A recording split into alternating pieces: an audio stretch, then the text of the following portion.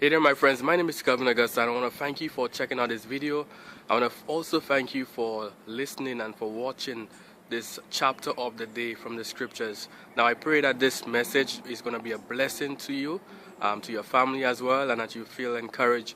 But also reach out to me on Facebook. I'm going to put my links in the description below so that we can connect and also help and encourage one another. So I pray that today's message is a blessing to you. And I look forward to connecting with you even more, and may God continue to bless you. Bye for now. 2 Kings 8. Now Elisha had said to the woman whose son he had restored to life, "Arise and depart with your household, and sojourn wherever you can, for the Lord has called for a famine, and it will come upon the land for 7 years." So the woman arose and did according to the word of the man of God. She went with her household and sojourned in the land of the Philistines 7 years. And at the end of the 7 years, when the woman returned from the land of the Philistines, she went to appeal to the king for her house and her land.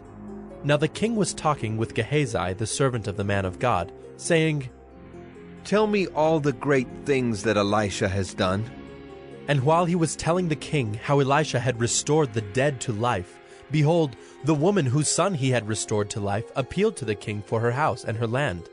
And Gehazi said, "My lord, O king, here is the woman, and here is her son whom Elisha restored to life." And when the king asked the woman, she told him. So the king appointed an official for her, saying, "Restore all that was hers, together with all the produce of the fields from the day that she left the land until now." Now Elisha came to Damascus.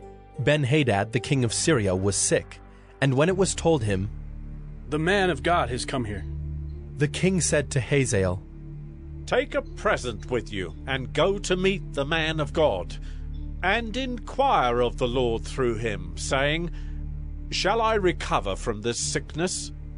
So Hazael went to meet him, and took a present with him, all kinds of goods of Damascus, 40 camel loads. When he came and stood before him, he said, "Your son Ben-Hadad, king of Syria, has sent me to you, saying, Shall I recover from this sickness?"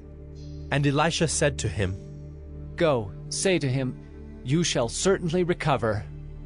But the Lord has shown me that he shall certainly die." And he fixed his gaze and stared at him until he was embarrassed. And the man of God wept. And Hazael said, "Why does my lord weep?" He answered, "Because I know the evil that you will do to the people of Israel. You will set on fire their fortresses, and you will kill their young men with the sword, and dash in pieces their little ones, and rip open their pregnant women." And Hazael said, "What is your servant, who is but a dog, that he should do this great thing?" Elisha answered, "The Lord has shown me that you are to be king over Syria." Then he departed from Elisha and came to his master, who said to him, "What did Elisha say to you?" And he answered, "He told me that you would certainly recover." But the next day he took the bedcloth and dipped it in water, and spread it over his face till he died. And Hazael became king in his place. In the 5th year of Joram the son of Ahab, king of Israel, when Jehoshaphat was king of Judah, Jehoram the son of Jehoshaphat, king of Judah, began to reign. He was 32 years old when he became king, and he reigned 8 years in Jerusalem. And he walked in the way of the kings of Israel, as the house of Ahab had done, for the daughter of Ahab was his wife.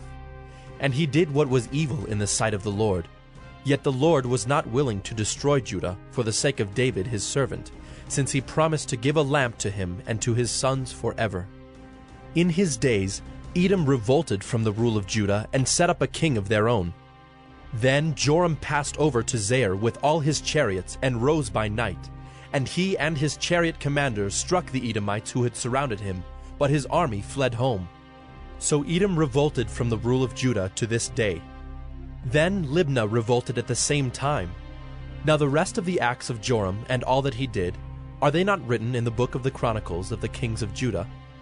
So Joram slept with his fathers, and was buried with his fathers in the city of David, and Ahaziah his son reigned in his place. In the 12th year of Joram the son of Ahab, king of Israel, Ahaziah the son of Jehoram, king of Judah, began to reign. Ahaziah was 22 years old when he began to reign, and he reigned 1 year in Jerusalem. His mother's name was Athaliah. She was a granddaughter of Omri, king of Israel. He also walked in the way of the house of Ahab, and did what was evil in the sight of the Lord, as the house of Ahab had done, for he was son-in-law to the house of Ahab. He went with Joram the son of Ahab to make war against Hazael, king of Syria, at Ramoth-Gilead, and the Syrians wounded Joram. And King Joram returned to be healed in Jezreel of the wounds that the Syrians had given him at Ramah when he fought against Hazael, king of Syria. And Ahaziah the son of Jehoram, king of Judah, went down to see Joram the son of Ahab in Jezreel, because he was sick.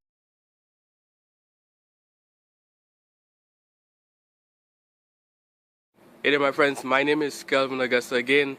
Thank you for checking out this episode of 1 Minute Bible Study. Here, the goal is to really share some word of encouragement, share the scriptures, share something from the Bible to inspire us to live godly lives, to get closer to Christ, to connect with God. So again, if you have any questions, issues, quarrels, comments, recommendations, or you just want to reach out, I'm going to put my links to Facebook, my personal profile. I will look forward to connecting with you, to help and encourage one another, and to share in any way that we can be a blessing to one another. So again, feel free to connect with me below. Thank you again for checking out this episode of 1 Minute Bible Study, where we've shared scripture, we've shared encouragement, and I look forward to connecting with you. May God continue to bless you. Bye for now.